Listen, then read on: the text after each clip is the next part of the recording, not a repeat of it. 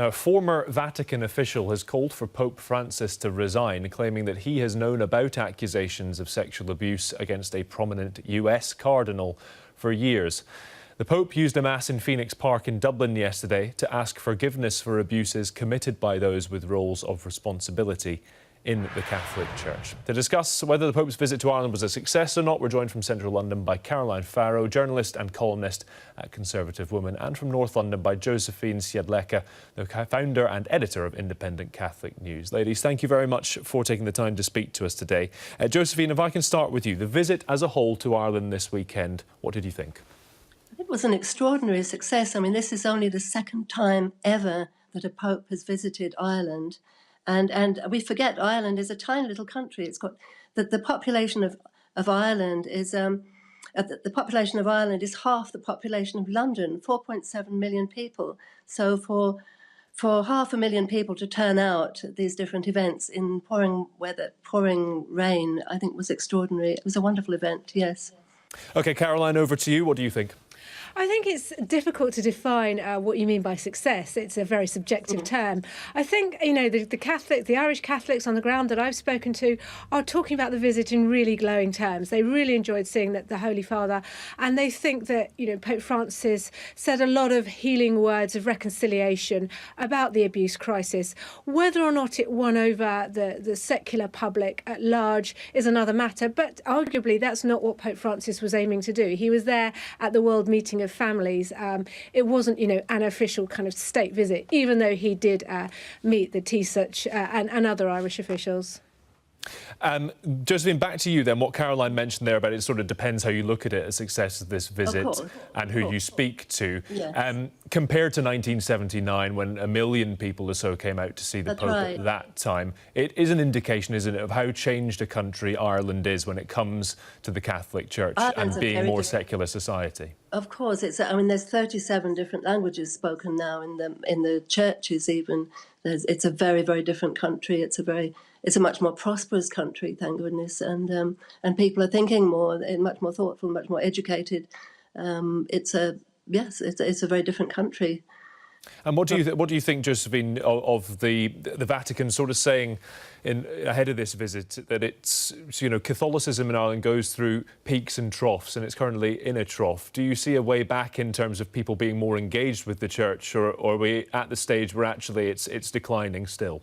I mean, you could say the same thing of Catholicism in many countries, many developed countries. And in a way, it's a good thing because you need to think through your faith. You don't just want to mechanically believe something and be superstitious. Your faith has got to come from your heart, and it's got to come from your head, and you've got to know what you're talking about. You can't just mechanically, you know, say clink your rosary beads and pray mechanically for, you know, to go to heaven. And it's also about being very practical, being socially involved. I mean, since Vatican II, we've had Catholic social teaching is terribly important. Being a Catholic isn't just about going to Mass on a Sunday. It's about really reaching out to your neighbours, doing what each one of us have got gifts, using our gifts in whatever gifts we have, whether you're a doctor, a nurse, a mum, a dad, a good neighbour. There's endless things, and with climate change, you know, all of us have so much to do. Okay, that's the sort of the religious aspects of the visit. Let's move it on to the big cloud that, of course, has been overhanging the visit this weekend, Caroline, and that's sexual abuse within the Catholic Church. Today, just want to ask you about today's news. Archbishop Carlo Maria Vigiano calling on the Pope to resign. He claims that the Pope did discuss allegations surrounding a particular Bishop Theodore McCarrick in 2013. What do you make of the call to have him resign? Just Caroline first, if I may, Josephine. Okay. Well, first of all, I think the allegations need to be looked at. I think they need to be thoroughly investigated. There are some inconsistencies within the allegations. So, for example, people are asking if Pope Benedict had put sanctions on Cardinal McCarrick. He seems to have been completely disregarding them, and he was out doing public ministry. So, you know, those are some inconsistencies that need to be asked. Interestingly, Bishop Strickland, who is a US bishop, I think in Texas, he has come out and said that he believes that the allegations are credible and need investigating, and asked for prayers for the church. And just a recent development, someone else who worked with Vilano, who is a Monsignor, has also come out and said he's telling the truth. So, we've got a lot of discussion about what might have been his motives, and people are saying, oh, well, he's very conservative and it's obviously a plot against the Pope. I think what the Catholic Church actually needs to do is, forget the kind of motivations behind any of this and look at the allegations in and of themselves and say, are they credible? Because if they're not true, then it's an extraordinary calumny. And if they are true, then obviously there are some questions to be answered. And it's interesting. I mean, it's extraordinary in a way. At his papal press conference, his presser last night, the Pope refused to either confirm or deny these allegations. And he said, well, it's up to you, journalists. You need to look into this.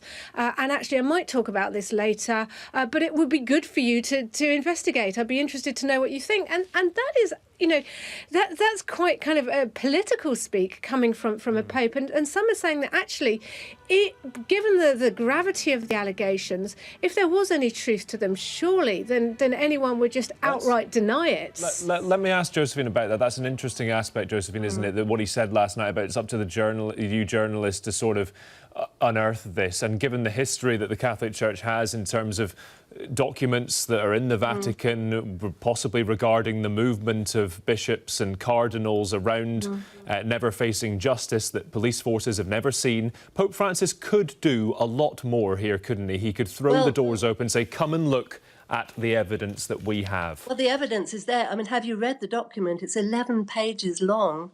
It's very long. I would imagine poor Pope Francis, having just done his 4-day stint in Ireland, this was sprung on us yesterday quite late.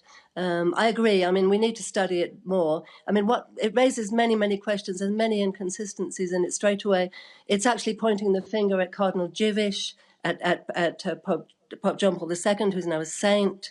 And if he knew all this information, why didn't he come up with it earlier?